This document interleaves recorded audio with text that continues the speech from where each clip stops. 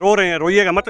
मैं अपने आप आंसू से कर देता हूँ उनको, रोइएगा मत आप प्लीज, रोइएगा नहीं। वर्षीय जवान बेटे को खो दिया है, दबंगतों की दबंगई में आकर इन्होंने अपना बेटा खो दिया। एक टक है भाई के मृतक शरीर को देख रहे हैं, रोइएगा नहीं आप, रोइएगा नहीं, रोइएगा नहीं। देखिए आप, ये आंसू व्यर्थ नहीं जाने देंगे। हरियाणा की गूंज के माध्यम से आज मैं वायदा करता हूं कि इन आंसुओं को व्यर्थ नहीं जाने देंगे। सरकार के कानों तक ये आवाज अवश्य पहुंचाकर रहेंगे। आज क्या मांग कर रहे हो आप सरकार से?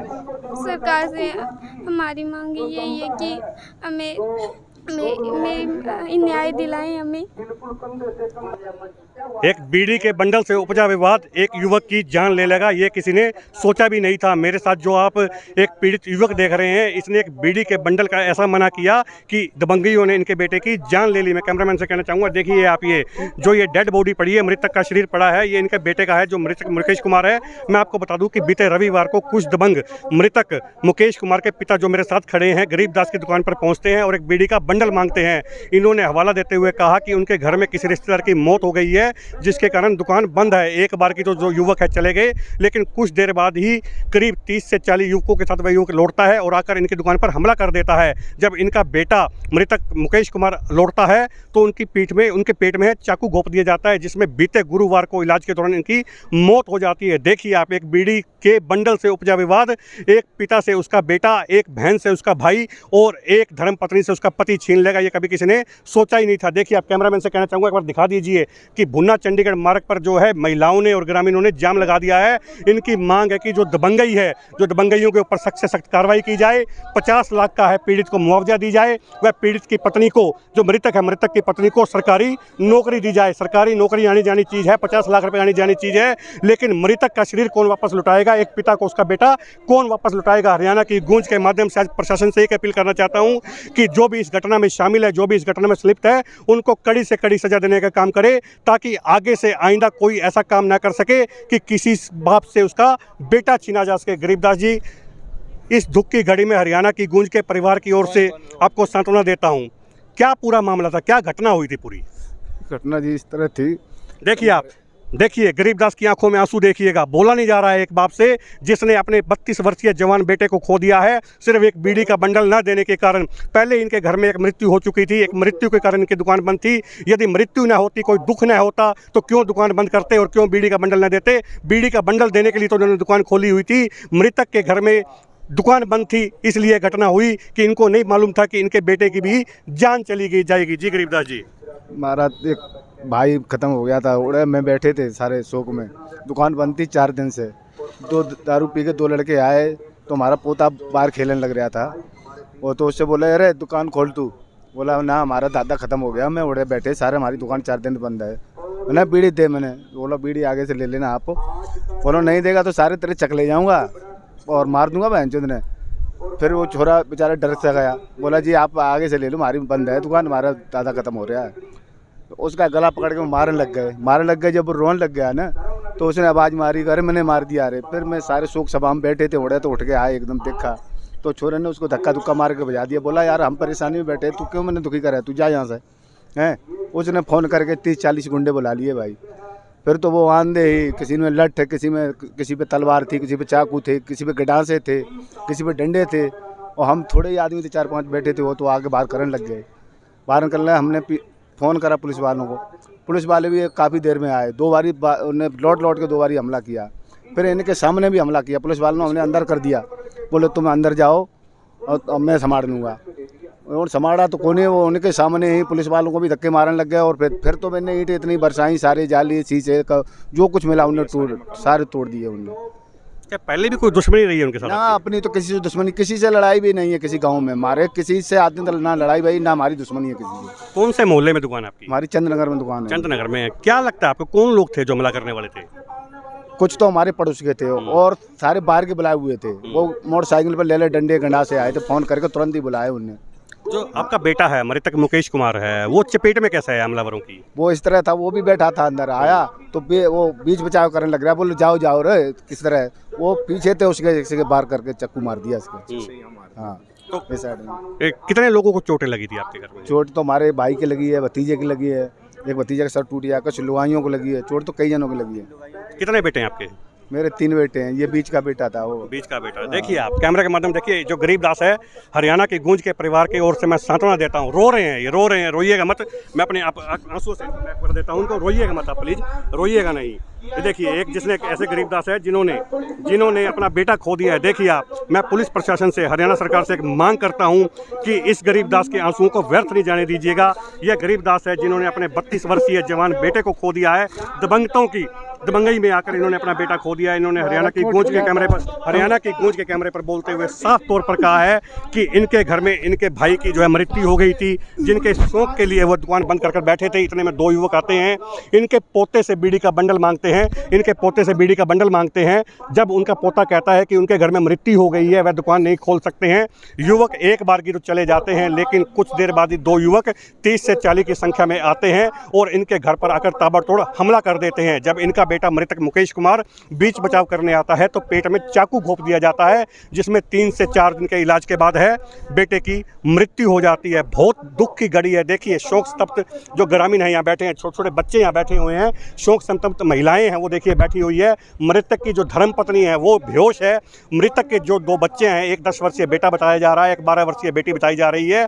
आज ग्रामीणों ने क्षुब्ध होकर यहाँ पर जाम लगा दिया है। एक देखिए बात देखिए आप, भुन्ना वासी इस घटना से इतने क्षुब्ध हो गए हैं कि आज पूरे भुन्ना ने अपना बाजार बंद रखकर, दुकानदारों ने बाजार बंद रखकर इनको अपना समर्थन दे दिया है। अभी घटनास्थल पर है डीएसपी जुगल किशोर पहुंचे थे, फतेहाबाद से एसडीएम राजेश कुमार पहुंचे थे, जिन्होंने कुछ आश्वासन तो दिए हैं, लेकिन कमेटी ने साफ तौर पर कह दिया है कि अभी कमेटी उनकी बातों पर विचार करेगी और जब तक हमलावरों को अच्छे तरीके से गिरफ्तार नहीं किया जाएगा, पूरी संख्या में गिरफ्तार नहीं किया जाएगा, तब तक वह जाम नहीं खोलेंगे। मैं आपको बता देता हूँ कि डीएसपी जुगल किशोर ने हरियाणा की गूंज से बातचीत करते हुए बताया है कि 9 लोगों को गिरफ्तार कर लिया गया है, अन्य आरोपियों की पहचान कर ली गई है, जिन्हें जल्द से जल्द गिरफ्तार कर लिया जाएगा। हमारे साथ अन्य लोग भी जुड़े हुए हैं, इनसे भी जान लेते हैं कि क्या क्या मांगे उन्होंने प्रशासन के सामने रखी है।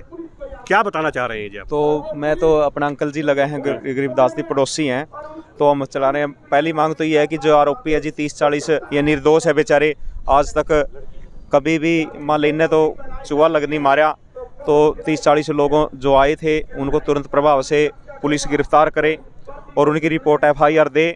और एक है कि पीड़ित जो परिवार है, जो मुकेश की पत्नी है, उसको बस सरकारी नौकरी दे और 50 लाख रुपए मेंटेनेंस दे, सरकार मुआवजा दे। और तीसरी मांग ये है कि इनको गन का लाइसेंस दे भाई जितने परिवार है, क्योंकि गैंगवार है, गैंग ने हमला किया है। और चौथी मांग ये है कि इनके सुरक्षा प्रदान की जाए, जब तक इनको ऐसा लगा कि भाई हमारे सुरक्षा रहनी चाहिए, पुलिस सुरक्षा इनको दी जाए। और दोषी जो पुलिस वाले हैं, जो क्या है ना वीडियो में स्पष्ट दिखाई दे रहा है कि उनके मौके पे उस भाई के चक्कू मार दिया, तो पुलिस लापरवाह पुलिस वाले जो अधिकारी थे मौके पे, तो उन पर सख्त कार्रवाई, उनको सस्पेंड किया जाए। ये कितने पुलिसकर्मी दोषी थे? पुलिसकर्मी जी शुरू में तो 2-3 पहुंचे थे, उनके सामने फिर उनने पुलिस और बुलाई है, तो लेकिन उनने ना इनको घर में घुसा दिया, वो तोड़फोड़ पुलिस के करते रहे। लेकिन मेन तो 2-3 पुलिस वाले लापरवाह थे, यदि वो ठीक से कार्य करते तो ऐसी घटना नहीं होती जी। क्या नाम आपका? कुलदीप सिंह है जी। क्या लगते हैं मृतकों के? मेरे पड़ोसी अंकल जी है मेरे। कुलदीप सिंह को सुन रहे थे, जिन्होंने कहा है कि दोषी पुलिस कर्मचारियों पर है कार्रवाई की जाए, क्योंकि वीडियो में स्पष्ट तौर पर आप देख पा रहे हैं कि पुलिसकर्मी हैं जो हमलावर है उनको बचाते हुए नजर आ रहे हैं। वहीं जो कुलदीप सिंह ने कहा है कि मृतक की धर्मपत्नी को सरकारी नौकरी दी जाए, 50 लाख रुपये मुआवजा दी जाए, वह पुलिस सुरक्षा दी जाए ताकि गैंगवार से बचा जा सके। मृतक मुकेश कुमार की जो बेटी है, छोटी सी बेटी है, वो भी हमारे साथ जुड़ी हुई है। बेटी, इनसे भी बातचीत कर लेते हैं। इनकी बेटी जो देखिए गमगीन माहौल में बैठी है, रो रही है अपने पिता की बॉडी को देखकर, अपनी पिता की जो आज मृतक शरीर है उसको देखकर रो रही है। छोटी सी बेटी है, उसके सिर से पिता का साया उड़ जाएगा, उसने कभी जीवन में सोचा भी नहीं होगा। लेकिन देखिए दबंगइयों की दबंगता ने आज एक बेटी के सिर से उसके पिता के साये को छीन लिया है। बेटा, जब आपके पिता के ऊपर हमला हुआ, क्या आप घर पर थे? यस, घर पे थे। मेरे और मेरे परिवार को अन्याय दे। आप घर पर थे? आप तो कितने लोग थे जो मारने वाले लोग थे? 40-50 जने थे। 40-50। किस आपके पिता के ऊपर किस चीज़ से हमला किया गया? चक्कू से हमला किया गया। तो आपने देखा जो 40-50 लोग थे, उनके हाथों में हथियार भी थे क्या? यस, हथियार थे। आज क्या मांग कर रहे हो आप सरकार से? सरकार से हमारी मांग यही है कि हमें न्याय दिलाएं हमें। देखिए आप,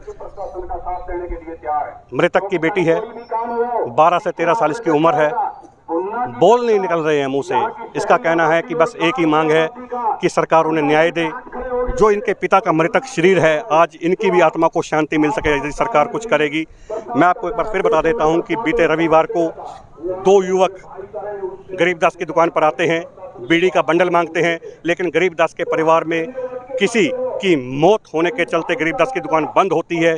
इससे क्षुब्ध होकर दोनों युवक 30 से 40 युवकों के साथ पहुंचते हैं और आकर ताबड़तोड़ हमला कर देते हैं। जब मुकेश कुमार अपने पिता को बचाने के लिए पहुंचते हैं तो दबंगों ने इनके पेट में चाकू घोंप दिया, जिससे कि जिंदगी और मौत से लड़ते लड़ते 4 दिन बाद मुकेश ने दम तोड़ दिया है। आज इसी कड़ी में इन्होंने जाम लगा दिया है। देखिए आप महिलाओं की, देखिए आप महिलाओं की संख्या देखिए, इनकी भीड़ देखिए आप। मृतक की जो धर्मपत्नी है उनका रो रो कर बुरा हाल है। हमने मृतक के पिता को सुनाया था, ये देखिए ये भाई हैं, ये चाचा हैं, गरीबदास जी के भाई हैं और मृतक के चाचा हैं। इनके भी हाथ पे लगी हुई है। उस दिन हमले में ये भी घायल हुए थे। आप भी मौके पर घर पर मौजूद थे क्या? हाँ जी, घर पर ही थे। ये हमला इनके ऊपर हो रहा था तो हमने मुकेश जी को बताया तो उन्होंने मेरे भी हमला चाकू का कर दिया और उसको पहले घोंप दिया था, फिर मेरे ऊपर हमला कर दिया। मेरे ये 2 अंगलियों में लगी हुई है चोट अभी। क्या नाम आपका? रमेश कुमार। हाँ जी, रमेश कुमार। रमेश जी, क्या मांग है आपकी सरकार से? सरकार से यही मांग है कि हमको इंसाफ मिलना चाहिए। जो हमारी मांगें रखी गई हैं वो पूरी होनी चाहिए। ठीक है, जो पुलिसकर्मी थे वहाँ पर वो चले गए, वहाँ पर इन्होंने कुछ नहीं, मेरा साथ ही नहीं दिया। ये बल्कि मेरे को घर में ही और दबा के चले गए। ठीक है, जो बदमाश लोग थे उनसे पहले दुश्मनी रही है कोई? नहीं, हमारी कोई दुश्मनी, किसी से लड़ाई नहीं, कभी नहीं हुई है। मार्केट के अंदर भी था और गली में भी हमारी किसी से लड़ाई नहीं हुई, कभी नहीं हुई किसी से। मृतक मुकेश के चाचा रमेश कुमार को आप सुन रहे थे, जो उस दिन हुए हमले में घायल हो गए थे। साफ तौर पर देख सकते हैं कि इनकी भी उंगलियों पर चोट लगी हुई है। इस समय सीधी तस्वीरें आप भूना चंडीगढ़ हाईवे से देख रहे हैं, जहां पर ग्रामीणों ने जाम लगा दिया है और उनकी मांग है कि न्याय दिलवाया जाए। मुकेश के जो भाई हैं, बड़े भाई हैं जो मुकेश के, वो भी देखिए आप किस तरह से हैं, मायूस होकर आज बैठ गए हैं और एक टक है भाई के मृतक शरीर को देख रहे हैं। रोइएगा नहीं आप, रोइएगा नहीं। देखिए आप, ये आंसू व्यर्थ नहीं जाने देंगे। हरियाणा की गूंज के माध्यम से आज मैं वायदा करता हूं कि इन आंसुओं को व्यर्थ नहीं जाने देंगे। सरकार के कानों तक ये आवाज़ पहुंचाकर रहेंगे कि मृतक मुकेश के हत्यारों को कड़ी सजा मिले। क्या लगता है जी आपको, दबंगई जो थे किन किन हथियारों से लैस होकर आए थे? सारे कुछ भी, पिस्तौल, चक्कू, हॉकी वगैरह सारी गाड़ियां भर के आए, एकदम ही घेर लिए। रोइएगा नहीं। ये देखिए आप, मृतक मुकेश चलिए जी, कहाँ से आगे एकदम चप्पली है सब।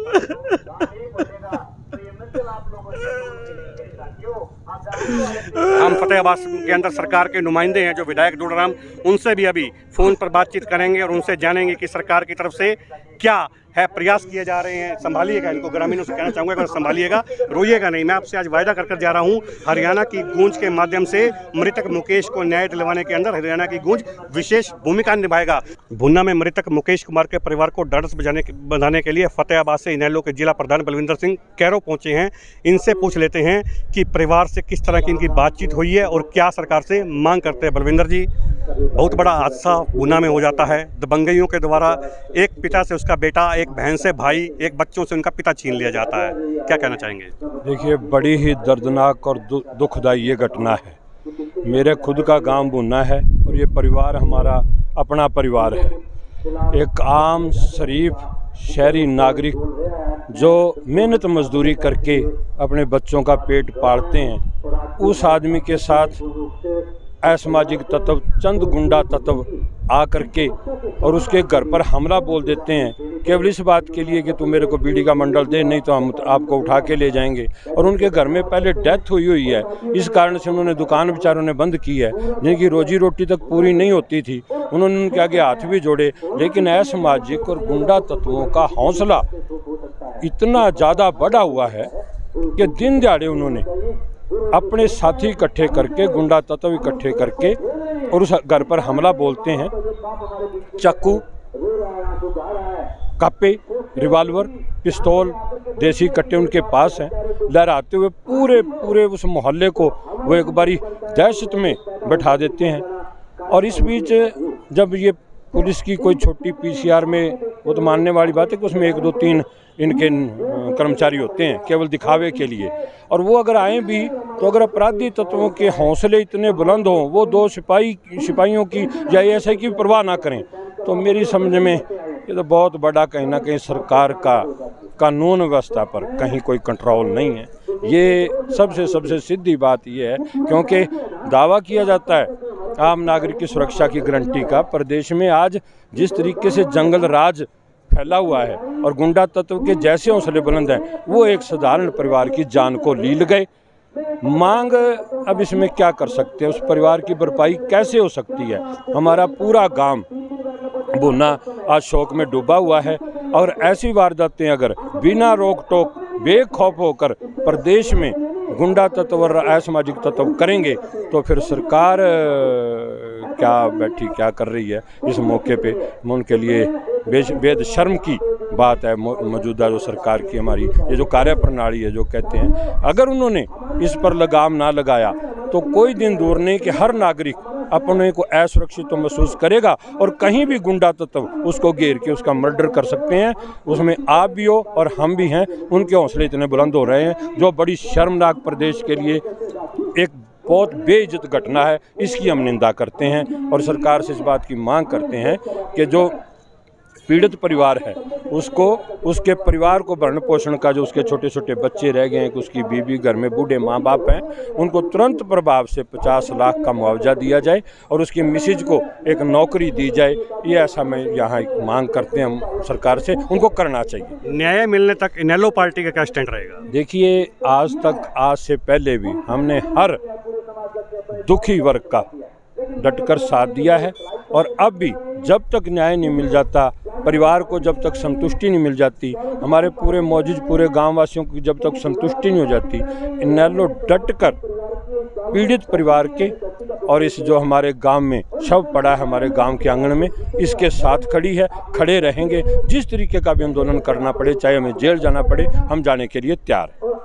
इनेलो जिलाध्यक्ष बलविंदर सिंह कैरो को आप सुन रहे थे, जिन्होंने प्रदेश की कानून व्यवस्था पर सवालिया निशान लगाते हुए कहा है कि हरियाणा प्रदेश के अंदर कानून व्यवस्था का जनाजा निकल गया है, जंगल राज हो गया है। और इन्होंने साफ तौर से इनेलो पार्टी की ओर से संबोधित करते हुए कह दिया है, माइक पर बोल दिया है कि जब तक इस पीड़ित परिवार को न्याय नहीं मिलेगा, चाहे उन्हें जेल जाना पड़े, ये आंदोलन में डटे रहेंगे। मैं आपको बता देता हूँ कि आज मृतक मुकेश कुमार के पिता गरीबदास को जब आप हरियाणा की गूंज के कैमरे पर सुन रहे थे, उनकी आंखों से जो छलक रहे आंसू थे, रुकने का नाम नहीं ले रहे थे। हमने उनको ढांढस बधाया, उसके बाद भी वह नहीं रुके। उनकी छोटी सी बेटी को हमने दिखाया, उनके भाई को दिखाया, जो फुट फुट कर रो रहे थे।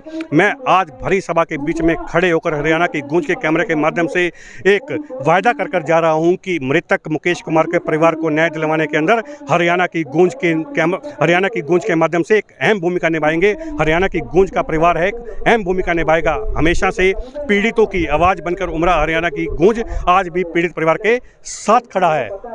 मृतक के परिवार जिन्होंने धरना लगाया है, क्या बातचीत हुई है?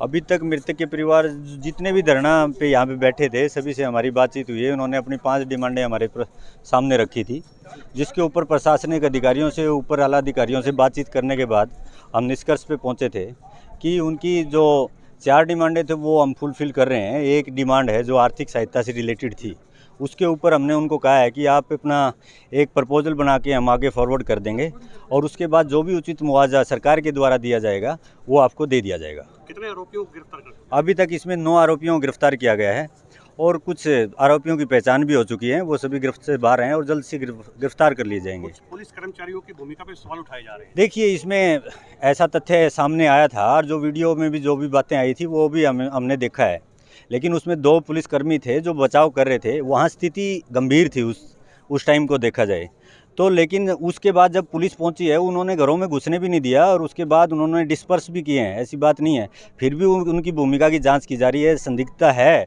तो उनके खिलाफ विभागीय कार्रवाई की जाएगी।